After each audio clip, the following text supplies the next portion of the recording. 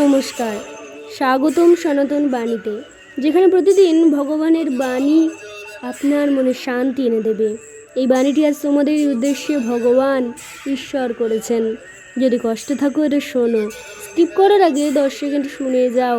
ভগবান তোমাকে এই কথাগুলো বলতে চান।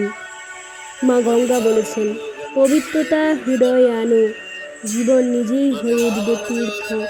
আমার জলে শুধু দেহ নয়, মনও পবিত্র করো। বিশ্বাস রাখো, আমি তোমার পাপ ধুয়ে নেব। শুধু চাই ভক্তি। যেখানে ভক্তি সেখানেই আমার প্রবাহ। জীবনে দুঃখ আমাকে দাও, আমি তার শান্তিতে ভাসিয়ে দেব। অহংকার ত্যাগ করো, বিনম্রতা তোমায় আমার কাছে নিয়ে আসবে।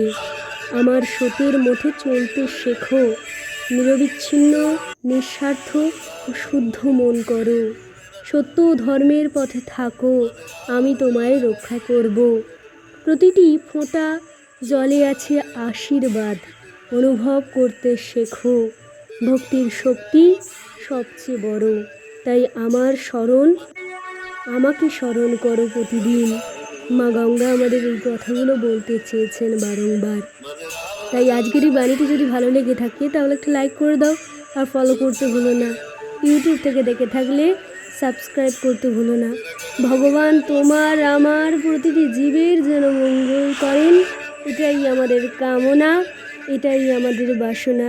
তাই লাস্টে একটাই কথা বলতে চাই, কমেন্টে লিখে যাও, মা গঙ্গা, হে মা গঙ্গা, তুমি আমাদের রক্ষা করো, আমাদের কৃপা করো, আমাদের পবিত্র করো।